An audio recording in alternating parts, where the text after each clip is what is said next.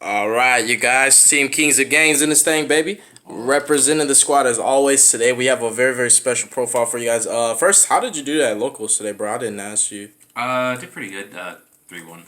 3-1? No, what was your place? Because I didn't. Oh, fourth I didn't know. again. Fourth place. That's like the third time in a row. For real. And you. This is Infernoids, Salamanoids, Salinoids, yeah. Salinoids, Yep. Infernalids, Noid greats.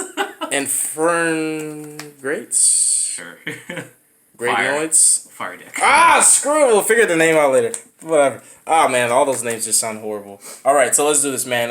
What was the game plan though initially? Like, what are you trying to accomplish with this deck? Because this is just not really normal. So you know how like an old salads you used to put like in regular salads you just make 3 monsters and hopefully you set your rage and roar and stuff like that. Yeah, and you just hope that it was enough. Well, that's one. It's a max. It's like you can either get two or three interruptions or slash negates.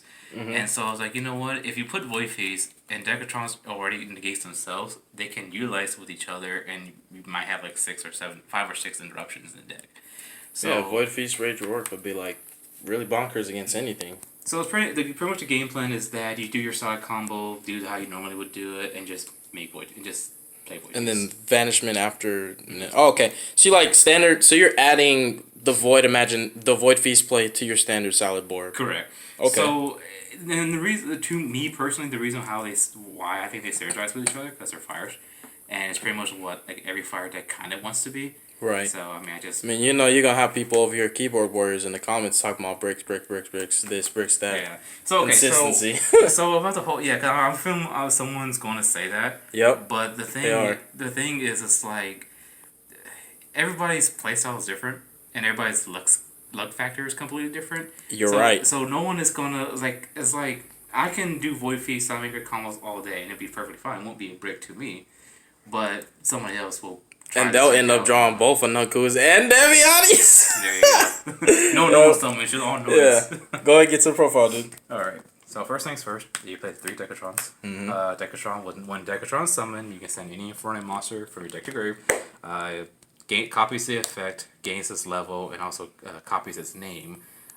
You can't call by the grave the big guys because they'll still go off anyway because Decatron. You play him, he's a tuner, he's really good, he's fire. What more can you say about it? It's needed, you know. Other than Decatron, I play Antra. This deck's pretty good in the mirror match too. I mean, you got grave control. Because I have more power than. And you got DD Crows. Because the thing about Salamangreats is that they're more powered towards like consistency and do the same thing every single turn and make sure that the opponent wins, or make sure they win. I'm sorry. So with Infernoids, it adds additional power to. Yeah, the deck. it's the power that Salamangreats never had. It's like losing consistency just to pull out a bigger board. I like that's like a little bit of an equilibrium. It's like a yin and yang kind of like I want a sword and a shield. I don't want just the shield. Exactly. I play the one Antra. Antra is very heavily slept on. It is. Antra is a really It's like really the good best card. little one that's not Degatron for me personally. Now what Antra does is basically a compose. So he can bounce up any face-up monster on the field, add it back to the hand. I think it's actually just face-up card if you read them. I can read it. He's in different language. Yeah, because Antra says face-up card. Yeah. Play him. I play Harmodic. Harmodic targets a monster in the field, destroy it. Really good card. Good cards are good. I'm gonna play 1. For just a normal, like for a level 4 lore, that's a good effect. And the fact that you can send off with Decatron becomes a level 4, and you can summon Petrulia makes Omega. So yeah, that's pretty good. I played the Petrulia MST. Really good card, level 4. I tried to keep my Infernoids as small as possible because I don't want to draw too many Infernoids. They are the bricks. And that's the bricks of the deck. So I mean, you really just want to use them for like your Void Feast combos and other stuff. Because the interesting interaction is that you can go Degatron, send Antra, and if you have Harmodic in hand, you have a Mega Stallion already. Yeah, you have a Mirage Stalio play. Wow, so the Infernoids can actually help you to get into your Salamangreat combos. Correct. That's cool. Now it isn't like Backup Secretary or who's the other one, Reclusia. They actually do things, but like with Noise, it's like you have follow-up plays for next turn because they're in the graveyard. So at least there's more synergy than just their attributes. Correct. And of course, if you stop one part of the deck, you have another deck to go off with. Vanishment as a follow-up. Yep. So Jet, Void Feast target. That's all it is for. But his second effect does come often enough, where you can banish a card from the extra deck, from your opponent's extra deck. That's really nice. It's there. Nobody knows it. But it's good because sometimes someone banishes the card that they need in the future, but then they banish it, they can't summon it back. They can't get it back. Sajet, personally, I think it's the best Infernoid monster in any Infernoid deck. Non-targeting banishing effect is Oh yeah, really, side really to miss good. is bonkers. Oh yeah.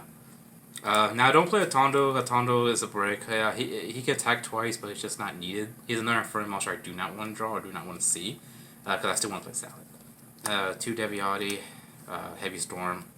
Yeah, you have to play both. Yeah, You have to play the mom and dad. You have to play multiples, man, because if you like draw one or one or the other, it can just really cripple other lines of plays. Oh, yeah, not having one in deck. Oh yeah, definitely. Alright, and so that's pretty much like the only Infernoid monster lineup that I play. And as far as Dispose and Transfernoids, I do play the Triple Banishment. You want to see this card as much as possible. It switches to your Void Feast and switches to your Imagination. I think every search card should go 3. You should always play 3 of them. I agree. And a lot of people don't know that the second effective banishment is that if you battle an Infernoid monster, you can banish the annoyed monster, your own Inferno monster, and your opponent's monster. You can banish both of them. Oh, my camera's having trouble focusing. Oh yeah. Hold on 1 second. Gucci. Yeah. All right. Continue. So because no one knows about the second effect. Sometimes I leave it on field just in case like someone doesn't read it, because they think all it does is search Void Feast. That's what because when grass was around, that's what everybody thought. It's like, oh, just search Void Feast. That's it. No, there's a second effect that management has. Right. The next thing I do play Triple Imagination. To get this card daughter for Void Feast, and also summons Tiara, which is like a fucking beast. But yeah, that's pretty much what it's used for. And also, once on the field, makes every Infernoid monster in the field level 1. And it's also good to if you want to put more noise on field and go for the LTK. And what's interesting is like I think Patrulia can pop your own imagination, for what I understand. So yeah, because you give someone your noise and use Patrulia effect, your imagination, all your monsters go back to their high levels. And wow, that's a cool interaction. Mm-hmm. Yeah, I used to do that when Patrulia. I always thought maybe I'm tripping. I always thought it was opponent controls, but it's probably just on the field. And then of course the Void Feast. Yeah, that card's nuts. Yeah, this card should have been super in the OTS pack, but no love for. Should have been ulti. For real though. For real. And that's pretty much all. That's pretty much like all I play for the. This essentially is like, even if this was pure Infernoids, I don't think very much would differentiate. There'd probably be a couple more Noids, but this is essentially is like, even standard Noids would play virtually the same lineup. Yeah, that's pretty much all it really is. And except that there's Moshgate, Lair Darkness, and all the stuff you want to add to it. But to the side parts, I played 3 Flame Buffalo. Yeah, that's a good normal summon, man. You need that draw power. Yeah, and I don't play Ladybug, because if you ash Ladybug or you effect veil Ladybug, it doesn't do anything. Like, you just summon it, and you can make like Bailing, so you get your what's that card? Your field spell, but it doesn't do anything. So I want to be super sacky and draw my cards and draw my Gazelle. Oh, he doesn't have a cost, so you can chain block. Oh, so like this guy is guaranteed. Oh, yeah, if you normal him, like you could just chain block and put Bailinks as chain link 2, and then him as chain link 1. Correct. That's really cool. Because you don't want to draw the field spells. So. Yeah, that's way safer than debug. Yeah, so because the chain blocks, you can't hash it. So unless you do your chain links wrong. That's safe. That's a safe play. But I want to be super sacky as possible and draw my cards. The one Gazelle.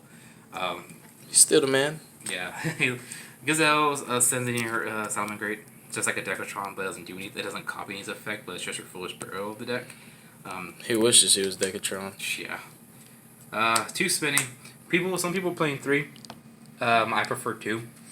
Reason why is because I don't. It's like the thing about this deck is that I'm going to draw like a balance of Salamangreats and Noids. Having Salamangreats in your hand is really good, but I want to be able to keep it balanced. I feel you. Because earlier today I drew all 3 spinnies for my first turn. You've drawn 3 spinnies before? I drew 3 spinnies. Ew. I was like, wow, I thought I got stacked, but like, even if I draw 2 spinnies, that's still a good thing, but the 3rd spinny is just useless, so, yeah, it's spinning. 2 Foxy, some people play 3, but I play 2, just because of balance. One is normal. Honestly, if you have like a Vanishment and like the rest are solid cards, would that be like the ideal hand? Correct. So, Foxy, what Foxy does, when it's normal summon, you excavate the top 3 cards. If it's not a 3 card, pick it up. Now, when it's in the graveyard, You can also special summon from the graveyard and like target a face-up spell check card and destroy it. But you can only use one of the effect that turn. You can't use both. Okay. Turn, so. I think they all kind of like that too. Yeah, imagine if they do all. Yeah, it would be pretty busted. One Falco because it's level 4 and it makes Abyss Dweller. It makes level 4 plays, which is Link 4. Rank 4 plays. Yeah. Falco's good. Just a 4. Jack Jaguar. Right. I want to play one Jack Jaguar. Same reason why. I mean, people play 2. Some people play 3. I choose 1 because again, balancing it out. Jack Jaguar's pretty good because you can summon it from the grave and create more Link Daughter and good stuff. So, Foul. Well, when a Salamangreat monster gets summoned, I can special this card from my hand. I can also target a set card, and you can't use that at all for that turn. Pretty good. So I try to keep the salad. Wait, this is all the Salamangreat monsters? Yes. Dang. Yeah, so it's like because this pretty much this and like Gazelle and Spinny is full. It's like full combo really. But it's I would play more. It's just I want to keep things at 40 cards, and I want to see noise and stuff like that. Like the cards I really need. Dude, this is like Infernoid Salamangreats. There's more noids in it. Yeah, correct. I think like what this is almost 12, whatever. Yeah. But yeah, that's what I play for this lineup. Keep it balanced as much as possible. One circle. You know what circle does. I should. Sanctuary. You have to play it. You can use Sunlight Wolf like again, so that's pretty good. Will of the Salamangreat. It's your monster reborn for salads. Really good. Never used as a second effect before. I only used as a first effect because I didn't want to it's still pretty much so charged, but I want to leave it on field just in case like something comes up to the point where I want to use it. The Holy Trinity. So pretty much like this whole deck, it's like you want to keep your resources as much as possible with the salad part, and you want to kill your opponent with the noids. So that's smart. Traps wise, I think I'm missing a card. Cause I should be playing 2 Rages. Rages? Yeah, because I'm supposed to be 2 Rages. Should be here somewhere, I think. Oh, you probably just left it in your box. I don't know. Yeah. Is it mixed up in the black sleeves? No, it's not. Oh, okay. Whatever. I play 2 Rage. Rage is a really good card. It's Firelake for Salamangreats. Yeah, Firelake's a good card. Yeah, it's really good. Firelake Burning Abyss, baby. Oh yeah. And the one Roar gets the counter trap. You thought the Orcus counter trap was good, but this is better. So. No, it's not. And then I play the triple trap tricks. Void Feast, baby. Void Feast or the Rage if you need it. But most of the time you want to send Rage if you're going to get Void Feast anyway. And be able to do Void Feast twice in one turn is actually really good. Because most of the time you're not going to be able to do the same 3 monsters, which is Wolf, Stalio, and Abyss Dweller. You're not going to do that every time.